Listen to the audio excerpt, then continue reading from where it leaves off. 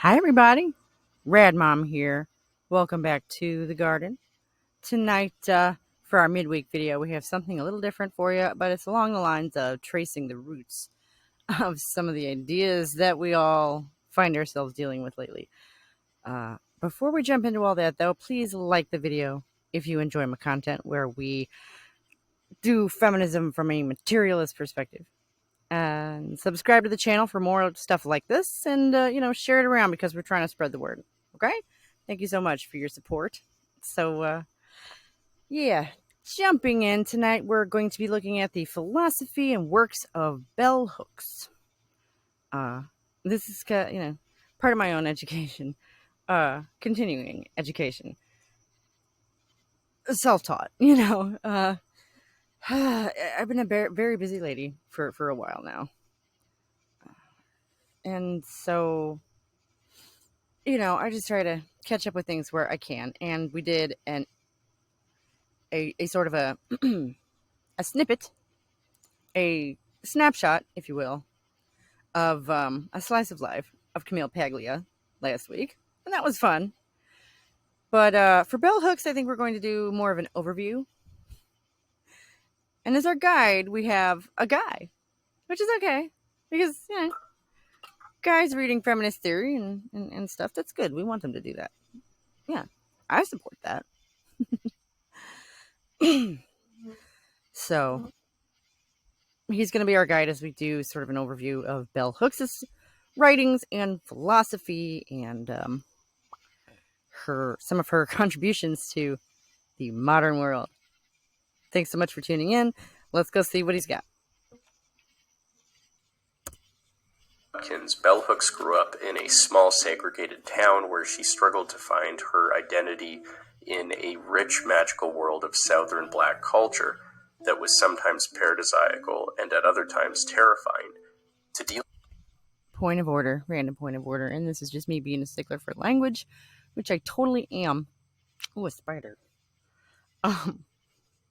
But just like, how do you know how to pronounce paradisiacal?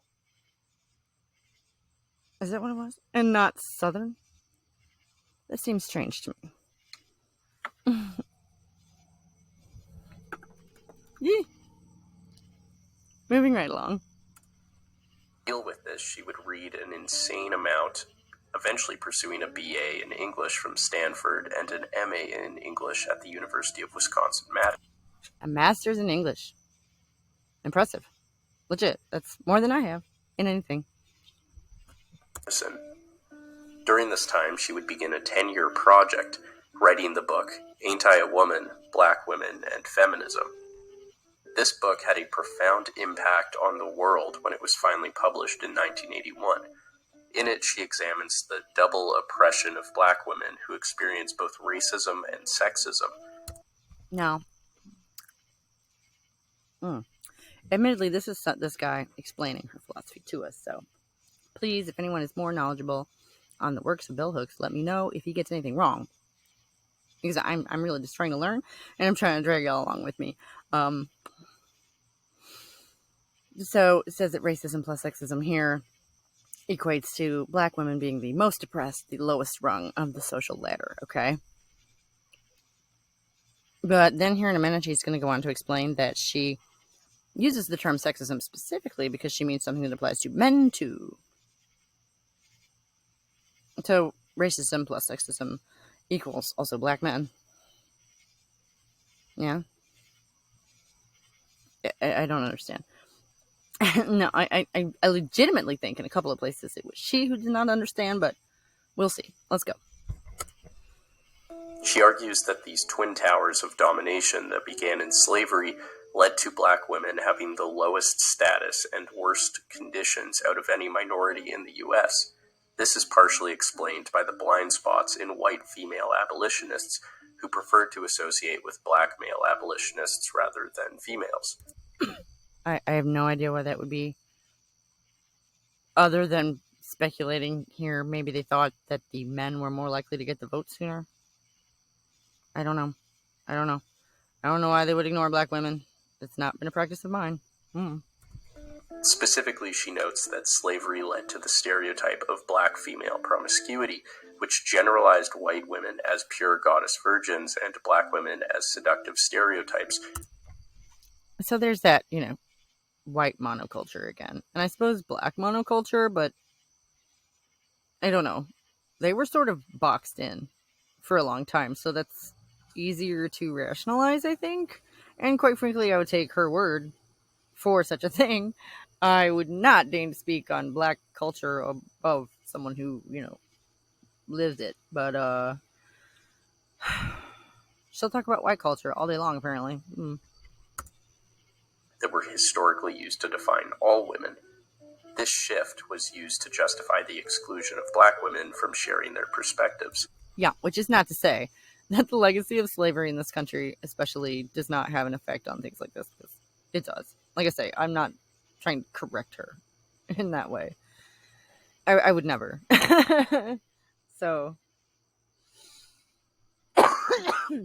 excuse me. I have heard this, that, they're supposed to be hypersexualized, and I really relate to that because everybody knows all redhead ladies are nymphos, right? Hooks then turns to black nationalism, criticizing it as being patriarchal and misogynist. She notes that the movement readily took up the idea of the black matriarch, which argues that the position of black women in the family has led to a psychological castration of the black male, and from this, the downfall of the black family. Wow. See, this one was a new one on me. Yikes. Wow. Way to blame the victim, huh? Damn. It is, I hope I'm not speaking out of turn here, but it seems like there's a lot of different people whose fault that kind of thing is. Besides, the men's. Right? Those guys have a lot of scapegoats. And, of course, the women standing right next to them would be their favorite one. That makes sense. This has once again resulted in the exclusion of black women from being taken seriously. Okay, so she's like, the feminists are racist, and the black nationalists are misogynist. So, where do I go? What do I do? Legit. Okay. Finally, Hooks turns to the feminist movement. She views feminism as largely failing to represent the needs of the poor and non-white women. This, in turn, enabled further sexism, racism, and classism. Okay, and this is an objection that's been raised over and over again. It's a legitimate one. So, yeah, deal with that. Let's deal with that. But no.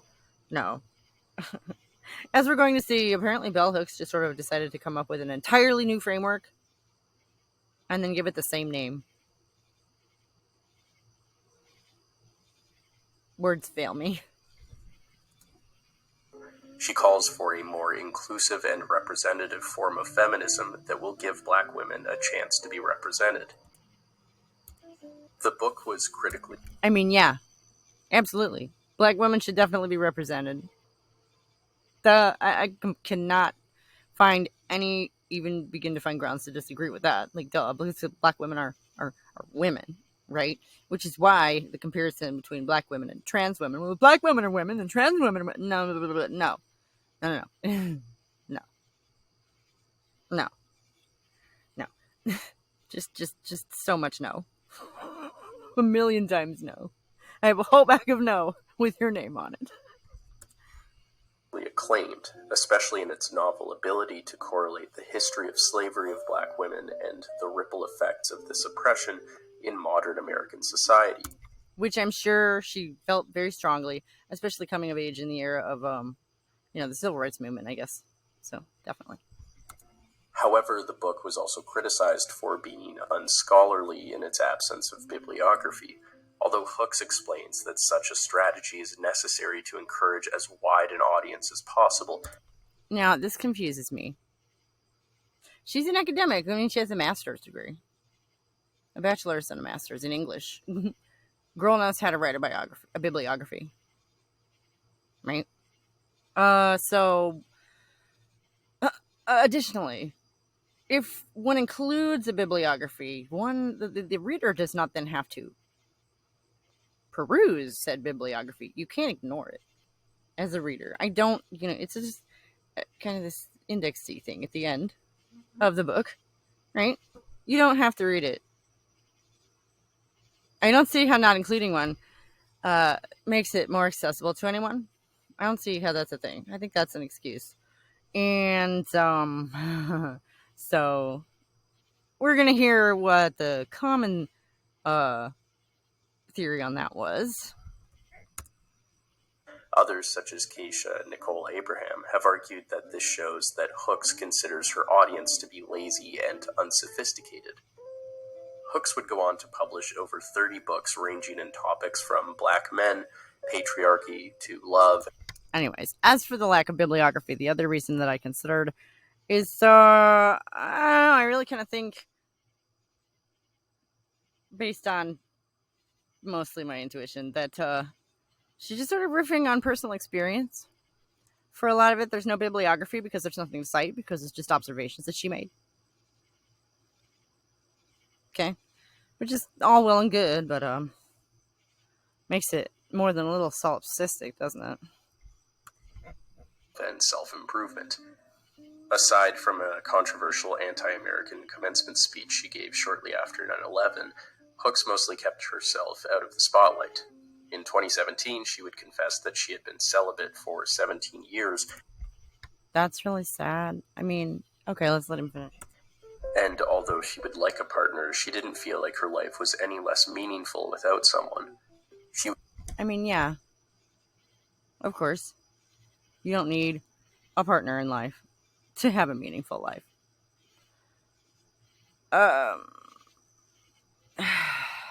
But based on what she goes on to say, she apparently love features largely in her philosophy, so that does make me sort of sad for her. That's a bummer. She would pass away from kidney failure at the age of 69. Due to her many interests, Hooks' philosophy encapsulates several interesting topics. Okay, here we get into the meat and potatoes. You ready? Regarding feminism, Hooks provides a critique and her own system of feminism. She argues that feminism has largely lost its radical potential in its intimate connection with radical individualism. For Hooks, feminism does not mean that a woman can do whatever they want and have it all. Instead, being a feminist involves undertaking specific daily actions. Okay. Fair enough. I might even agree with that. But, who gets to decide what those actions are and how often, it kind of starts to sound like dogma. It kind of starts to sound like ritual, even. Which is not philosophy and it's not praxis or whatever. Bunch of fun, strange words we're all learning, huh?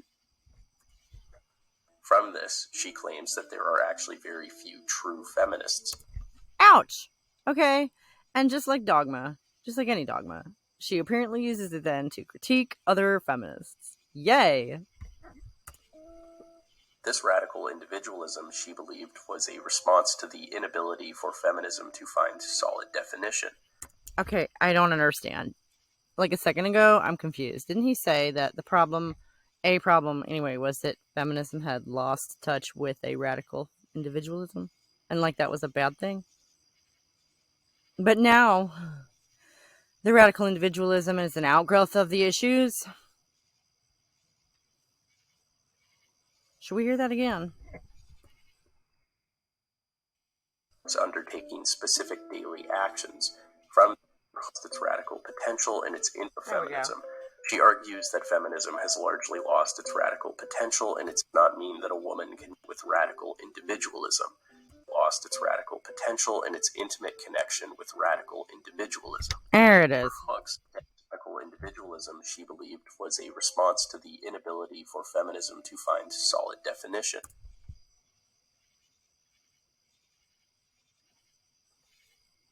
I'm confused. Is this a presenter? Is her philosophy really contradictory like this on the concept of radical individualism? Which is a pretentious fucking sounding concept anyway.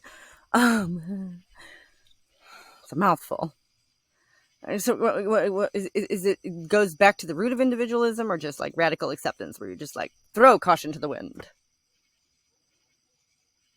In which case, I don't know if I support radical individualism, because it's not very collectivist, is it?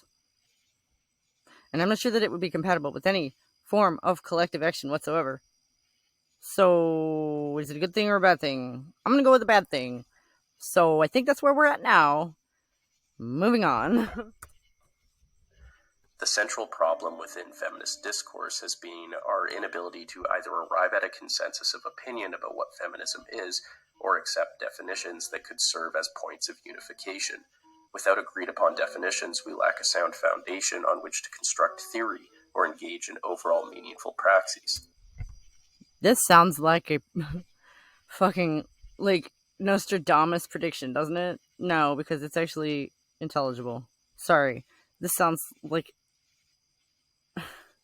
foretelling the future, because this is exactly what's happened, and I think that the influence of her work has had a lot to do with that, actually.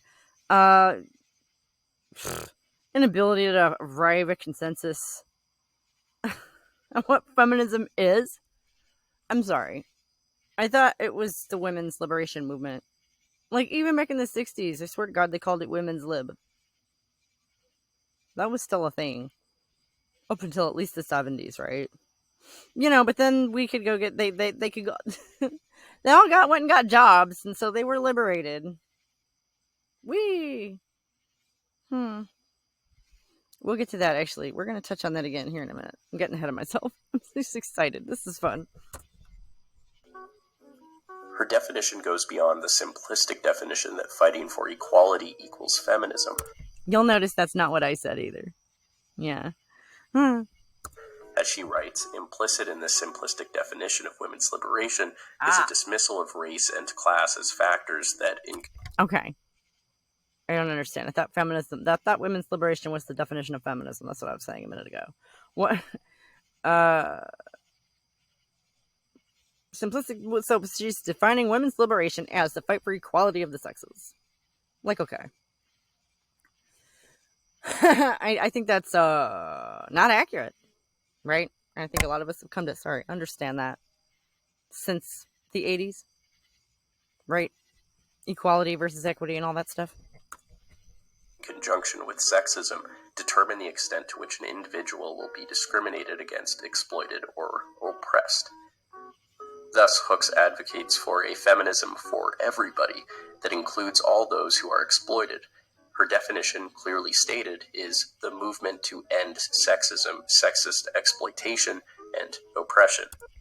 Now, I don't know if she also means sexist oppression, but it does not matter because, as I said, she's not using the word misogyny very deliberately. She's using the word, the neutral term sexism, because that applies to everybody. Yay. We're so inclusive. So this isn't feminism, is it? This isn't even like a different angle of feminism, a different take on it, a different framing. No. This is just a different fucking idea at all, to begin with. Because we're not even focusing on the oppression of women. But she's got a really fun, clear definition of what oppression is. Let's see it. This definition moves away from the anti-male sentiment of some feminist discourse. She makes clear that the problem is sexism, a view that all genders have been socialized from birth to accept and justify. As she writes, females can be just as sexist as men. And while that does not excuse or justify male domination, it does not mean that it would be wrong-minded for feminist thinkers to see the movement as simplistically being for women against men. Okay. Basically, I think this conflates the macro with the micro. Okay, it confuses the individual with the system. Again, people love to do that. She does it a lot, apparently. It's also really badly written. Would not be does not mean it would be wrong-minded. So you mean to say it would be right-minded? Right? It's a double negative. Fucking hell. It's bad writing. It's an English fucking master's degree in English. Anyway, yeah, obviously women can be just as sexist as men because we're just as affected by the system that we all live in. Duh. This revolutionary feminism seeks to end not only sexism, but also class elitism and imperialism. In total, the movement is concerned with ending oppression, which she defines also quite clearly. Being oppressed means the absence of choice. It is the primary point of contact between the oppressed and the oppressor. Okay, and that tacks with my concept of like what liberation is, which is freedom of choices, freedom of choice, right? I don't know if everybody agrees with that definition. That's the one I've been running with. Anybody has another one or a better one, please put it in the comments. I would love to hear it. We're all learning. This line of thinking is used in her stance on abortion, arguing that granting women control over their body, the power to make a choice, is a basic feminist principle. Whether one wishes to undergo an abortion is purely a matter of choice. Thank you. But the choice itself is the principle. Expanded on a larger scale, this project against oppression is seen in her views of the patriarchy. Compared to other feminists, Here's where we start to get some real fun stuff. This is what, just a completely different foundation, a completely different approach, and still called feminism. Over 30 books this woman wrote. Hooks does not see patriarchy as the totaling structure of domination. Rather, patriarchy functions as a subservient to class structure. She argues that white women tend to see class exploitation as the offspring of the parent system of the patriarchy within the feminist movement in the West. This has led to the assumption that because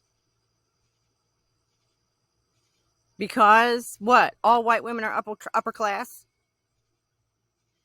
What? that resisting patriarchal domination is more legitimate feminist action than resisting racism and other forms of domination. Yeah, resisting patriarchal domination is literally what feminism is. So that would be the only legitimate feminist action on that list. To end patriarchal domination should be of primary importance to women and men globally, not because it is the foundation of all other oppressive structures, but because it is that form of domination we are more likely to encounter in an ongoing way in everyday life. Okay. So we're going to focus on patriarchy, not because it's the most important, but because it's the most obvious. As if patriarchy is more obvious than class. What? Like, you don't have to convince people that there are different classes. Everybody knows that. I never met a person that did not. I've never had a conversation with someone about who they might not understand the class structure at all the same way that I do. But we all know that it exists. There's rich people, there's poor people. Everyone can see that. Right? But yeah, as far as patriarchy, it's like fish knowing they're wet. It's a foundational value system of our society. So yeah, there are a lot of people who just really cannot see the forest for the trees on that one. This involves the insight that we are all participants in perpetuating the system, and so she abandons the misandrist discourse that tends to drive men away from feminism. Wah. Oh yeah, but like, so you should definitely be like against other kinds of oppression, but so like that would be a different movement. I support you, but that would be a different movement. Yeah. As far as we're all participants in the system, so why blame the men's? Again, conflating the individual with the system. Okay, just because the system is geared towards favoring males does not mean that an individual man is at fault. I know. This inclusivity expands to Hooke's famous contribution to the field, intersectionality. Here we go! Rather than arguing that all systems of oppression are rooted in the patriarchy, Hooke sees an interlocking system of various oppressions that impact people differently based upon where they are located on the basis of class, sex, race, and gender. To represent the multidimensionality of these relations, she equips the term imperialist, white supremacist, capitalist patriarchy. So I guess this is what happens when you try and pile all the movements together into one bucket. You end up with a fucking 5-word long title. All of these issues are worth addressing. But I'm not sure that one movement can address them all. I'm not sure that that's going to work. I'm not sure that that's practical. And that's not feminism. Why did she call it that? What? Ugh. You know, and like, I just want to say, I'm going to quote or paraphrase as best I can from something else real quick because I thought it applied. I'm going to link it down below. I swear to God, I really will do that this week. Welcome to all the new people, by the way. I should have said that at the beginning. Oh, my God. We had so many comments this week. I'm so excited to respond to all of them. It's been a busy week. I'm so sorry. Mwah. Let's go. Yeah, because while both men and women partake in masculinity and femininity, obviously, we all contain both aspects of humanity within ourselves to some extent, to some degree, greater or lesser degree. Okay. At scale, on a mass level, masculine traits are more correlated with males and feminine traits are more correlated with females. It's a thing. We are not the same. But in a masculine values landscape, like the industrial society that we live in, it's inevitable that on average men will come out on top. Just because the value system favors the way that they tend to think. Because testosterone related neural networks, I believe, was the explanation. I will link the video. It's another dude. But you know what, really, I love dudes theorizing about feminism. I love it. I do. As long as they're earnest about it, you know. Come at it in good faith, as they say. It's good stuff. I love that they're thinking about that shit. Why wouldn't I? Why wouldn't anyone? Oh my gosh. Moving on. What is one tool to combat these systems of oppression? Hooke's places love and community. Oh yeah, here we go on about love. But so as far as patriarchy being subservient to class, no. And this is why feminism is so fucking important. Women are half the world. How in the... Yeah, the upper class people are so... There's nowhere near as many rich people as there are women. Right? I mean, come at me. But I'm pretty sure. I would think so. So probably by a good margin, right? So masculine values built the class hierarchies. Because that's how men think. Okay? They love hierarchies. The masculine values built the slavery and the capitalism. And they're the ones that, you know, took this, not they're the ones, because it's not the individuals, the value system, the masculine value system, in order to reach its goals, had to strip the choices from millions of people throughout history, structurally, in order to, you know, prop up, okay, especially the individuals who were acting as figureheads for said masculine value system, right? Mm-hmm. They stockpiled all the resources. Yeah, for, gosh, thousands of years. Oh yeah. But the fact that there's like rich people and poor people is so much more important. I don't buy that at all. And apparently she sees love as a big part of the answer, which is very sweet. But it has to be wielded properly. Union above and beyond anything else. Because of this, she's also its harshest critic. Hooke sees the female obsession of love as a product of socialization. In the false assumption that we will find love in the place where femaleness is deemed unworthy and consistently devalued, we learn early to pretend that love matters more than anything, when in actuality we know that what matters most, even in the wake of the feminist movement, is patriarchal approval. That makes me really sad. No joke. That makes me really sad. Uh, the false assumption. We will find love where femaleness is devalued. Ouch. I mean, again, though, that's confusing the macro with the micro. The individual man may genuinely value femaleness, even if it's just as something exotic and weird. Okay? The system might not, but the man is not the system. The system is not the man. Do you believe in free will? I mean, if you don't, then what's all the theorizing about? What's the movement for? It's very confusing. Feminism requires a new way to think about love, beyond its general advice. Oh yeah, and that bit about like, but we know that what matters most is patriarchal approval. Like that's just as a given that we know that. Like internalized misogyny much? Oh my gosh. To stop thinking about it or live as though love does not matter. She sees this as yet another product of oppression, the fear of becoming the woman who loves too much. Yeah, that's legit. Again, I've talked about that primal fear of kind of being dragged back into the kitchen, right? Nobody wants that. Nobody wants to get caught up in something and wake up one day and realize that you've given up everything that actually meant anything to you. For Hooks, love is integral to human life and the actualization that allows for freedom. Okay. And I don't know. It kind of sounded to me at first like she's mainly talking about romantic love or like partnered love, maybe friendship, but which maybe that's just because, you know, they said that she was so single earlier. And I just was primed to think that. I don't know, because here in a minute, it's going to come at it from a different angle. But I don't know that love is ever defined. We had a lot of definitions earlier.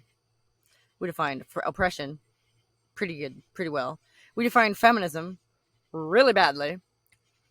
This is a really simple word, but it if you're going to be using it in this kind of philosophy that is supposed to be actionable in some way, then you need to define your terms. You need to define your terms, lady. Come on. Love is a transformational force, demanding of each individual accountability and responsibility for nurturing our growth. Okay, that's a description, not a definition, though, right? It is the basic desire to make our survival a shared effort. And that's another part that made me think she was talking mainly about like romantic love or friendship. I suppose this could be more general, and that's just me projecting. Because, you know, collectivism obviously is about making the survival of all of us a shared effort, right? So, but then she's going to go on to say something about materialism here in a minute. For Bell Hooks, she sees this lack of emphasis on love in progressive circles as an over-preoccupation with material concerns. So love and materialism are like mutually exclusive. That's a false dichotomy. Living in the material world helps you appreciate just how fleeting life is, and I don't know, to me, has helped bring things into very sharp relief. You know, everything looks a lot more saturated, if you will, in my perception. But yeah, I guess the material approach to practically changing the situations that we find ourselves in apparently is anathema to love. I sure didn't know that. This only further encourages an ethic of domination. She turns back to the words of Martin Luther King Jr., who preached the ethic of love as the one true hope for peace and freedom in the world. King believed that love is ultimately the only answer to the problems facing this nation and the entire planet. I share that belief and the conviction that it is in choosing love and beginning with love as the ethical foundation for politics that we are best positioned to transform society in ways that enhance the collective good. Okay. Like, approaching situations with, like, an open heart and a mindset for understanding, right? Basically, okay, fine. That's not romantic love, is it? But, Dr. King was a reverend and could have been talking about the love of God, what do you call that? I don't know. I'm not a religious scholar, but that word is very general. I hear the Greeks had a lot of different words for love. In English, we only just have the one, and it has a lot of different connotations and uses depending on the context. So, yeah, I really would have appreciated a definition here. Choosing love, we also choose to live in community, and that means that we do not have to change by ourselves. Although bell hooks may be poorly received as too forgiving in some progressive circles, I believe that her... What progressive circles are those? I've never heard that. Again, I really didn't know much about bell hooks before. Well, I didn't just watch this video. I did do a little bit of reading because I'm a nerd, as we know. But tonight we're doing the overview through the little animated video here because it's just good to get kind of a crash course, I think. And there's just so much stuff in here that sounds so familiar, right? So much stuff. Just let's just redefine feminism. Yeah, in a best-selling book. Yeah, like not even redefine feminism to like. Let's not clarify the definition. No.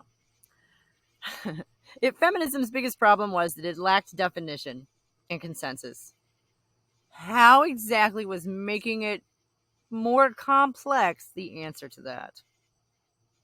Conciseness, I submit, would have been a better road to go.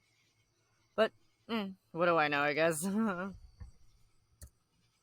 Discourse on love, inclusivity, and the turning away from an us versus them mentality is a useful reminder for those who wish to make effective change in a world so bogged down by division, polarization, and hatred.